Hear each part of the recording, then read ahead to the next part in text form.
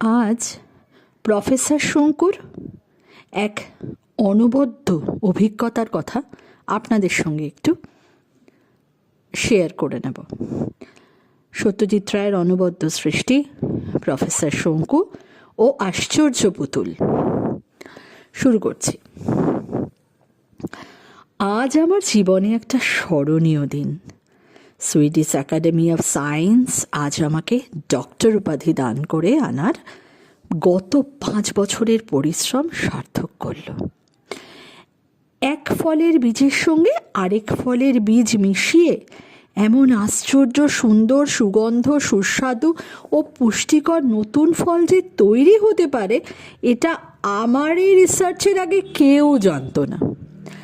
গত বছর সুইডেনের বৈজ্ঞানিক স্পেন্টেনসন আমার গিরিডির ল্যাবরেটরিতে এসে আমার ফলের নমুনা দেখে ও চেখে একেবারে দেশে ফিরে গিয়ে কাগজে লেখালেখির ফলে আমার এই আবিষ্কারের কথা বিদেশে ছড়িয়ে পড়ে। আমার আজকের এই সম্মানের জন্য স্পেন্টেনসন অনেকখানি দায়ী। তাই এখন ডায়েরি লিখতে বসে তার প্রতি কৃতজ্ঞতায় ভরে উঠেছে।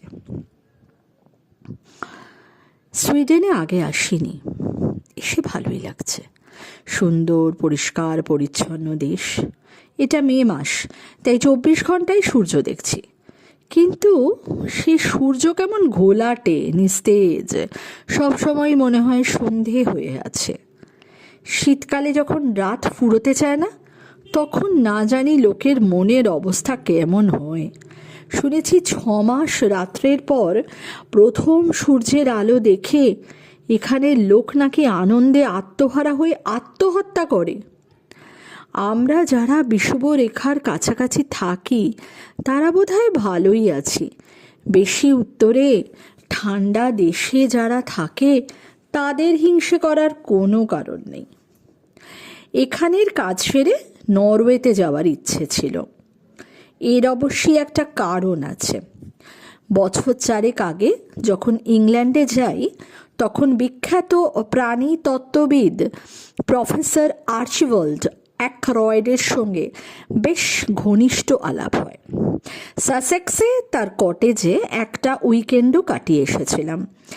অ্যাকরয়েড তখন নরওয়ে যাব করছেন, কারণ সেখানে নাকি লেমিং বলে ইঁদুর জাতীয় এক অদ্ভুত জানোয়ার বাস করে। সেইটা তিনি স্টাডি করবেন। লেমিং এক আশ্চর্য প্রাণী। বছরের কোনো একটা সময় এরা কাতারে কাতারে জঙ্গল থেকে বেরিয়ে সমুদ্রের দিকে যাত্রা করে। পথে শিয়াল, নেকড়ে, ঈগল পাখি ইত্যাদির আক্রমণ অগ্রাহ্য করে ক্ষেতের ফসল নিঃশেষ করে সব শেষে সমুদ্রে পৌঁছে সেই সমুদ্রের জলেই ঝাঁপিয়ে পড়ে আত্মহত্যা করে। দুঃখের বিষয়, অ্যাকরয়েডের স্টাডি বোধহয় অসমাপ্ত থেকে গিয়েছিল, কারণ গিরিডি থাকতেই কাগজে পড়েছিলাম নরওয়ে ভ্রমণের সময় তার মৃত্যু হয়। অ্যাকরয়েডের পক্ষে যেটা সম্ভব হয়নি, আমার দ্বারা সেটা হয় কিনা দেখব বলেই নরওয়ে যাওয়ার কথা ভাবছিলাম। রাতে ডিনারের পর হোটেলে ফেরার কিছু পরে আমার দরজায় টোকা পড়ল। তখনও আমার মাথায় লেমিংয়ের চিন্তাই ঘুরছিল। দরজা খুলে দেখি একটি মাঝবয়সী লম্বা ভদ্রলোক, মাথায় সোনালি চুল, চোখে সোনার চশমা, আর সেই চশমার পুরু কাচের পিছনে একজোড়া তীক্ষ্ণ নীল চোখ। ভদ্রলোক ঠোঁট ফাঁক করে অল্প হেসে যখন তার পরিচয় দিলেন, তখন লক্ষ্য করলাম তার একটা দাঁত সোনা দিয়ে বাঁধানো। তার কথা জানলাম তার বাস নরওয়ের সুলিটেলমা শহরে। নাম গ্রেগর লিন্ডকুইস্ট। লোকটি নাকি শিল্পী। বিখ্যাত লোকদের প্রতিকৃতি তৈরি করেন ঠিক পুতুলের মতো করে, অর্থাৎ গায়ের রং, চুল, নখ, পোশাক টোশাক সব আসল মানুষের মতনই, কেবল সাইজ 6 ইঞ্চির বেশি নয়। এ কথা সে কথার পর একটু বিনয়ী কিন্তু ভাব করে বললেন, আপনি যদি আমার ওখানে দিন কতক আতিথ্য গ্রহণ করেন তাহলে আমি অত্যন্ত আনন্দিত হব। সেই অবসরে আপনার একটি পুতুল প্রতিকৃতি গড়ে নিতে পারবো। লিন্ডকুইস্ট আরও বললেন যে তার কালেকশনে নাকি কোনো বিখ্যাত ভারতীয়ের পুতুল মূর্তি নেই, এবং আমি এই প্রস্তাবে রাজি হলে নাকি তিনি নিজেকে ধন্য মনে করবেন। কথায় কথায় আমার লেমিং সম্পর্কে জানবার আগ্রহটাও প্রকাশ পেয়ে গেল। তাতে ভদ্রলোক বললেন, লেমিংয়ের সন্ধানে বনে বাজারে ঘোরার আগে তিনি তার বাড়িতেই নাকি একটি লেমিং সংগ্রহ করে আমাকে দেখাতে পারবেন। এরপরে আর আমার কিছু বলার রইল না। আগামী বৃহস্পতিবার ভদ্রলোকের সঙ্গেই নরওয়ে যাত্রা করব স্থির করেছি। এবারের ঘটনা 17ই মে। প্রফেসর শঙ্কুর ডায়েরিতে 17ই মের ঘটনাগুলো বলেছেন উনি। 2 দিন হলো সুলিটেলমা শহরে এসেছি। নরওয়ের উত্তর প্রান্তে কিওলেন উপত্যকায় এই শহরটি ভারী মনোরম। আশেপাশে তামার খনি রয়েছে, আর শহরের পশ্চিম দিকে প্রহরীর মতো দাঁড়িয়ে রয়েছে সুলিটেলমা পর্বতশৃঙ্গ। 6000 ফিটের মতো হাইট। কাজেই আমাদের হিমালয়ের এক একটি শৃঙ্গের কাছে একে সামান্য টিলা বলে মনে হবে, কিন্তু নরওয়েতে এই শৃঙ্গ উচ্চতায় 2য় স্থান অধিকার করে। লিন্ডকুইস্ট আমাকে পরম যত্নে রেখেছেন। এর বাড়ির আশেপাশে আর কোনো বাড়িটারি চোখে পড়ে না। এমনকি নরওয়ে দেশটায় লোকসংখ্যা কম, তার মধ্যেও লিন্ডকুইস্ট যেন একটি জনবিরল পরিবেশই বেছে নিয়েছেন। আমার এতে কোনো আপত্তি নেই। আমাদের গিরিডির বাড়িটাও নিরিবিলি জায়গা বেছেই তৈরি করেছিলাম আমি। লেমিং এখনও দেখা হয়নি। 2-1 দিন সময় চেয়ে নিয়েছে লিন্ডকুইস্ট, এতেও আপত্তি নেই, কারণ আমি হাতে কিছুটা সময় নিয়েই দেশ ছেড়েছি। আপাতত বিশ্রামের প্রয়োজন। ট্র্যাডট মাছ খাচ্ছি আর খুব ভালো চিজ খাচ্ছি, সব মিলিয়ে বেশ আরামে আছি। তবে লিন্ডকুইস্টের একটা বাতিক মাঝে মাঝে কেমন যেন অস্বস্তি সৃষ্টি করে। সে আমার দিকে প্রায় একদৃষ্টে তাকিয়ে থাকে। কথা বলার সময় চাওয়াটা অস্বাভাবিক নয়, কিন্তু যখন দুজনে চুপচাপ বসে থাকি তখনও মাঝে মাঝে অনুভব করি যে সে স্ত্রীর দৃষ্টিতে আমার মুখের দিকে তাকিয়ে আছে। আজ সকালে এর কারণটা জিজ্ঞেস না করে পারলাম না। লিন্ডকুইস্ট বিন্দুমাত্র অপ্রস্তুত না হয়ে বলল, কোনো লোকের পোর্ট্রেট করার আগে কিছুদিন যদি ভালো করে তাকে দেখা যায়, তাহলে মূর্তি গড়ার সময় শিল্পীর কাজ সহজ হয়ে যায়, এবং যার পোর্ট্রেট হচ্ছে তাকেও আর একটানা বেশিক্ষণ পাথরের মতো দাঁড়িয়ে বা বসে থাকতে হয় না। আমার আরেকটা প্রশ্ন আরও চেপে রাখতে পারলাম না। বললাম, আপনার পুতুলগুলি কবে দেখাবেন? বড় কৌতূহল হচ্ছে কিন্তু। লিন্ডকুইস্ট বলল, পুতুলগুলোয় ধুলো পড়েছে। আমার চাকর হান্স সেগুলো পরিষ্কার করলে পর কাল সন্ধ্যা নাগাদ সেগুলো দেখাতে পারবো বলে আশা করছি। আর লেমিং? আগে পুতুল, তারপর লেমিং, কেমন? অগত্যা রাজি হয়ে গেলাম। 18ই মে রাত 12টা। 2 ঘন্টা হলো ঘরে ফিরেছি, কিন্তু এখনও পর্যন্ত উত্তেজনা কাটিয়ে উঠতে পারিনি।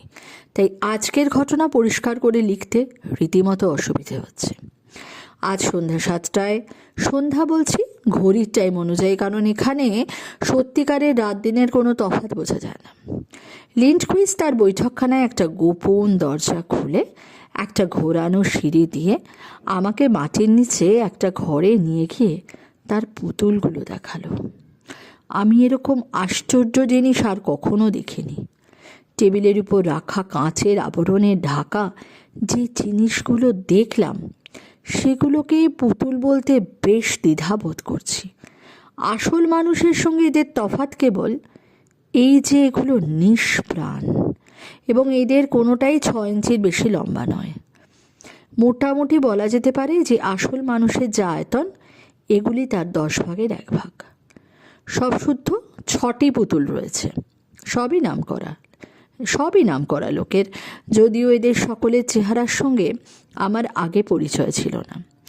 যাদের দেখে চিনলাম তাদের মধ্যে রয়েছে ফরাসি ভূপর্যটক আঁরি ক্লেমো আর Negro champion boxer Bob Sleeman.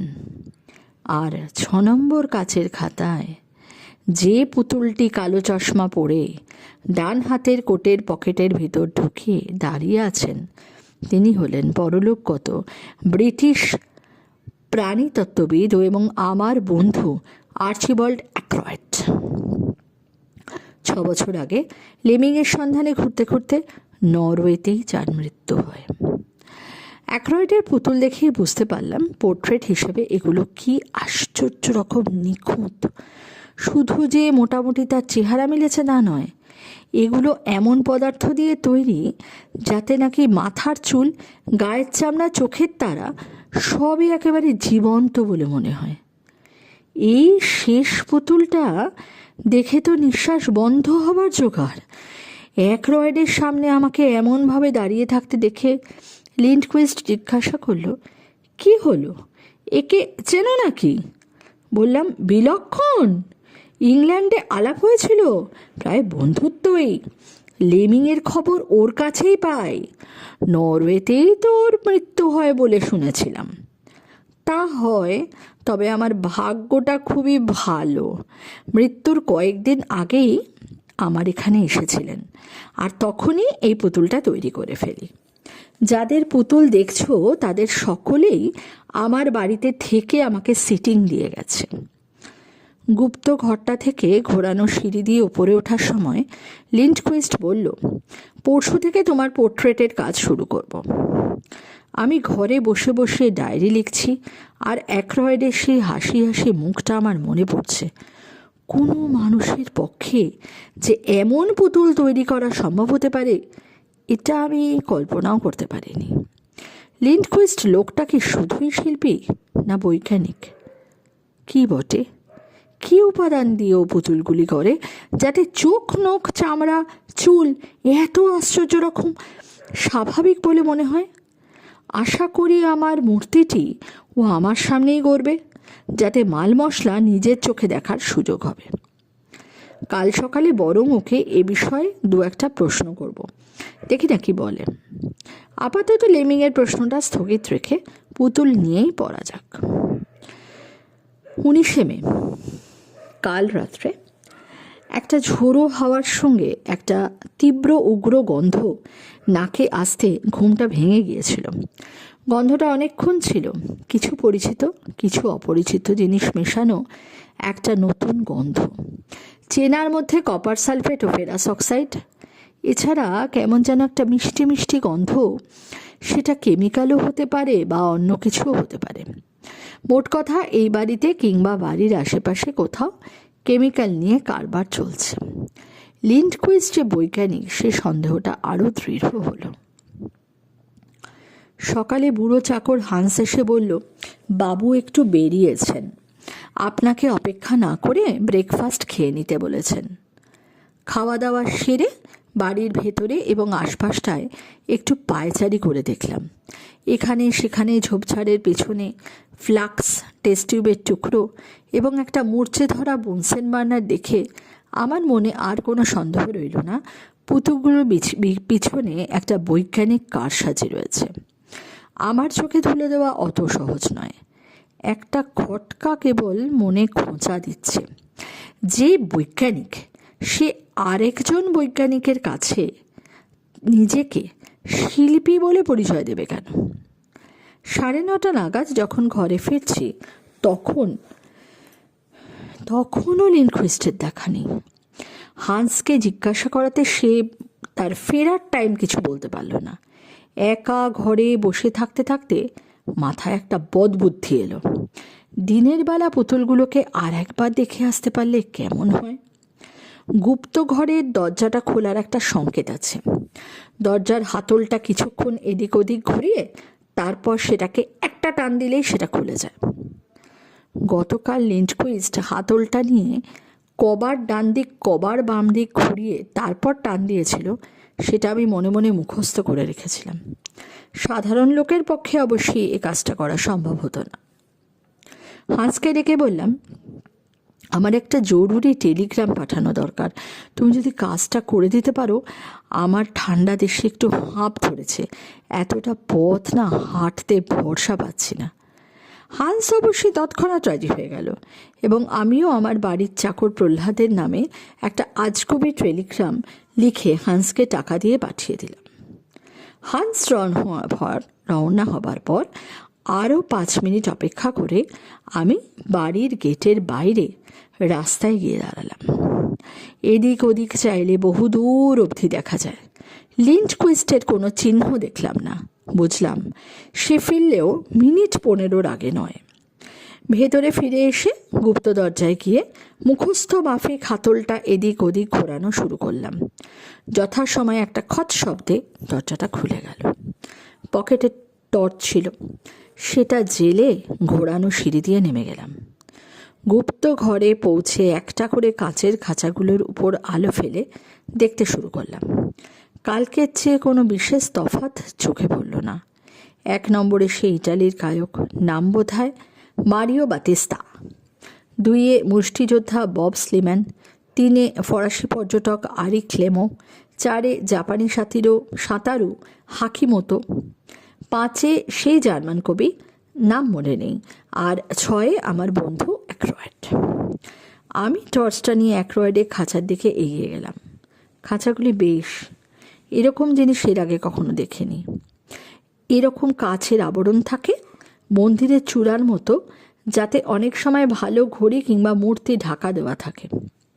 এ কতটা সেই রকম, কিন্তু তফাৎ এই যে এতে আবার একটা দরজা আছে এবং তাতে কবজা এবং চাবি লাগানোর বন্দোবস্ত আছে। অবশ্যই ইচ্ছা করলে পুরো ঢাকনাটাই হাত দিয়ে তুলে ফেলা যায়। আমি কাচের সঙ্গে প্রায় মুখ লাগিয়ে দিয়ে অ্যাক্রয়েডের পুতুলটা দেখতে লাগলাম। দেখতে দেখতে মনে হলো গতকালের ভঙ্গির সঙ্গে যেন সামান্য একটু তফাৎ। কালকে যেন ডান হাতটা পকেটের মধ্যে আরেকটু বেশি ঢোকানো মনে হয়েছিল। তাই কি না আমার চোখের ভুল? এমনও তো হতে পারে যে পুতুলগুলির অঙ্গ প্রত্যঙ্গ নাড়ানোর ব্যবস্থা করা আছে। লিন্ডকুইস্ট হয়তো মাঝে মাঝে দরজা খুলে তাদের দাঁড়াবার ভঙ্গিটা একটু বদল করে দেয়, কিংবা হয়তো পুতুলগুলিকে ঝাড়পোছ করার সময় হাত পা একটু নড়ে যায়। একবার খুলে পরীক্ষা করে দেখলে কেমন হয়। কিন্তু অ্যাক্রয়েডের পুতুলটায় হাত দিতে কেমন জানি সংকোচ বোধ হলো। তাই জাপানি সাঁতারুর পুতুলের ঢাকনাটা খুলে সেটা হাতে তুলে নিলাম। নিয়েই বুঝলাম যে হাত পা নাড়ানোর কোনো উপায় লিন্ডকুইস্ট রাখেনি। পুতুলগুলো একেবারেই অসাড় এবং অনড়। কাছের ঢাকনা চাপা দিয়ে ঘোরানো সিঁড়ি দিয়ে উঠে গুপ্ত দরজা বন্ধ করে নিজের ঘরে ফিরে এলাম। লিন্ডকুইস্ট ফিরল 12:30টার সময়। দুপুরে খাবার টেবিলে তাকে বললাম, আজ একটু পড়াশোনা করবার ইচ্ছে হয়েছে। তোমাদের এখানেও শুনেছি বেশ ভালো কয়েকটা পাবলিক লাইব্রেরি আছে, একবার যাওয়া যায় কি? লিন্ডকুইস্ট বলল, স্বচ্ছন্দে, আমি রাস্তা বাতলে দেবো। আজই যাও, কারণ কাল থেকে তো তোমার সিটিং দিতে হবে। আমি বিশ্রাম না করেই বেরিয়ে পড়লাম। মনের মধ্যে কেমন জানি একটা অস্পষ্ট সন্দেহ উকি মারছিল। সেই কারণেই কিছু পুরনো খবরের কাগজ ঘাঁটার দরকার হয়ে পড়েছিল। 3.5 ঘন্টা লাইব্রেরিতে বসে লন্ডন টাইমস কাগজের ফাইল ঘেঁটে মনে গভীর সন্দেহ, উত্তেজনা, উদ্বেগ নিয়ে বাড়ি ফিরলাম। 2 বছর আগের 11ই সেপ্টেম্বরের টাইমস কাগজে আর্চিবাল্ড অ্যাক্রয়েডের মৃত্যু সংবাদ পড়ে জানতে পারলাম যে অ্যাক্রয়েড কিভাবে কোথায় মারা গিয়েছিল।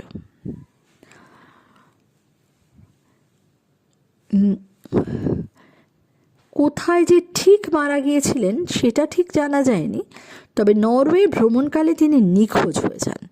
তাকে শেষ দেখা গিয়েছিল ফিওর্ড পরিভ্রমণের উদ্দেশ্যে একটি নৌকা চাপতে। সেই নৌকাটির কোনো খোঁজ পাওয়া যায়নি, কাজেই ধরে নেওয়া হয়েছিল যে নৌকাডুবির ফলেই অ্যাক্রয়েডের মৃত্যু ঘটে। বব স্লিম্যান, হাকিমোতো ও আরি ক্লেমোর মৃত্যু সংবাদও পড়লাম। এরা সকলেই ইউরোপে নিখোঁজ হয়েছেন এবং সকলকেই অনেক অনুসন্ধানের পর মৃত বলে ধরে নেওয়া হয়েছিল। বাড়ি ফিরে এসে বাকিটা দিন যথাসাধ্য স্বাভাবিকভাবেই কাটিয়ে দিতে চেষ্টা করলাম। লেমিং সম্পর্কে কৌতূহলটা মন থেকে প্রায় মুছে গেছে।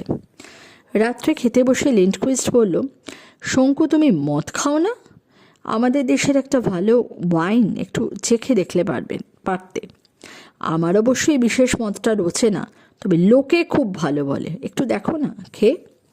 পাছে লিন্ডকুইস্টের মনে আমার সম্পর্কে কোনো সন্দেহ জাগে, তাই আপত্তি করলাম না। লিন্ডকুইস্ট খানিকটা মদ গ্লাসে ঢেলে দিল। গেলাসটা ঠোঁটের কাছে আনতেই কেমন যেন একটা সন্দেহজনক গন্ধ পেলাম।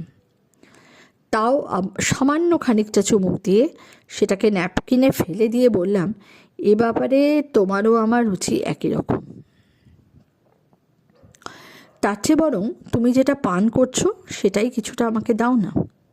লিন্ডকুইস্ট মদের মধ্যে ঘুমের ওষুধ দিয়েছিল, এ বিষয়ে আমার কোনো সন্দেহ নেই। তবে অভিসন্ধিটা আমার কাছে ক্রমশ স্পষ্ট হয়ে আসছে। আজ রাতটা যে করে হোক জেগে থেকে ও কি করে সেটা জানতে হবে। 20শে মে। কাল রাত্রে না ঘুমানোর ফলে যে অদ্ভুত অভিজ্ঞতা হলো সেটা আজ সকলকেই লিখে ফেলছি। লিন্ডকুইস্টের এই কাঠের বাড়িতে দরজার চৌকাঠ বলে কিছু নেই। ফলে হয় কি, পাশের ঘরে আলো জ্বললে দরজা বন্ধ থাকলে চোখ লাগিয়ে একটু ফাঁক করে, দরজা ইঞ্চিখানেক ফাঁক করে দেখা যায়। এমন সময়, যে সময়টায় আমি ভাবছিলাম, এই সময়টায় বন্ধ দরজার তালা দিয়ে আলো দেখলাম। কে জানি বৈঠকখানায় আলো জ্বেলেছে। কিছুক্ষণ পর সব চুপচাপ। তারপরেই একটা পরিচিত খুচ শব্দ শুনতে পেলাম। এবার বৈঠকখানার বাতিটা নিভে গেল। আমি মিনিট খানেক চুপ করে থেকে মোজা পায়ে আস্তে আস্তে আমার দরজার দিকে এগিয়ে সেটা ইঞ্চি খানেক ফাঁক করে চোখ লাগিয়ে এদিক ওদিক দেখে নিলাম। তারপর দরজা খুলে গিয়ে এলাম। খুব তো দরজার কাছে গিয়ে দেখি দরজা খোলা। বিপদের আশঙ্কা সত্ত্বেও তখন একটা অদম্য বৈজ্ঞানিক কৌতূহল আমাকে পেয়ে বসেছে। আমি দরজা খুলে ভেতরে ঢুকে সিঁড়ি দিয়ে নামতে শুরু করলাম। 3.5 পাক নামলে আর পুতুলদের ঘরে পৌঁছানো যায়। 3 পাকের শুরুতেই একটা অদ্ভুত শব্দ আমার কানে এলো। আমার কান, শুধু কান কেন, আমার সব ইন্দ্রিয়ই সাধারণ মানুষের থেকে অনেক বেশি সজাগ। অথচ এই শব্দটা একটু অন্যরকম তো, কিন্তু তবুও এটা চিনতে আমার না কিছুটা সময় লাগলো। অবশেষে হঠাৎ চিনতে পেরে বিস্ময় এবং আতঙ্কে আমার রক্ত হিম হয়ে গেল। এ হলো মানুষের চিৎকার, কিন্তু গলার স্বরটা সাধারণ মানুষের চেয়ে অনেক অনেক গুণে তীক্ষ্ণ এবং মিহি। চিৎকারের ভাষাটা জাপানি। আমার বুঝতে বাকি রইল না যে ওই জাপানি পুতুল সাঁতারু হাঁকি মতোই কোনো বিপন্ন অবস্থায় পড়ে এভাবে আর্তনাদ করছে। আমি স্তম্ভিত হয়ে চিৎকারটা শুনছি। এমন সময় হঠাৎ সেটা থেমে গেল।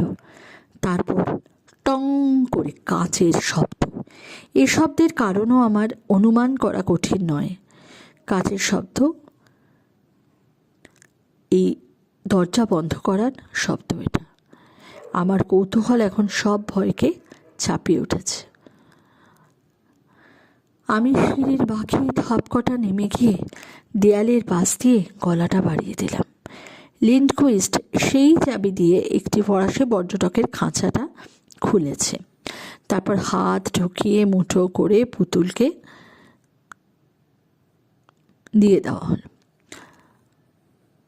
লিন্ডকুইস্ট একটা চাবি দিয়ে সেই ফরাসি পর্যটকের খাঁচাটা খুলেছে। তারপর হাত ঢুকিয়ে মুঠো করে পুতুলটাকে বাইরে বের করে এনে তার গায়ে বাঁ হাত দিয়ে কি যেন একটা, পুতুলটা হাত পা ছুটতে আরম্ভ করলো এবং তারপর শুরু হলো ক্ষীণ মিহি সুরে আর্তনাদ। লিন্ডকুইস্টের ব্যবহারে কোনো বিচলিত হবার লক্ষণ দেখলাম না। সে আর্তনাদ অগ্রাহ্য করে একটা ছোট ড্রপার দিয়ে পুলিশ পুতুলের হাঁ করা মুখে কি একটা পুড়ে দিচ্ছে। আস্তে আস্তে পুতুলের হাত পা ছোড়া থেমে গেল। তারপর লিন্ডকুইস্ট আগের সেই প্রথম জিনিসটা পুতুলের গায়ে ঠেকাতেই সেটার হাত পা অসাড় হয়ে আগের অবস্থায় চলে এলো। লিন্ডকুইস্ট সেটাকে খাঁচার মধ্যে পুরে দাঁড় করিয়ে দরজা বন্ধ করে চাবি দিয়ে দিল। আমি আমার জায়গায় বিহ্বল অথচ তন্ময় হয়ে দাঁড়িয়ে রইলাম। তার পিছনেই 10 হাতের মধ্যেই যে আমি দাঁড়িয়ে আছি সেটা লিন্ডকুইস্টের খেয়ালই হলো না। এরপর অ্যাক্রয়েডের পালা।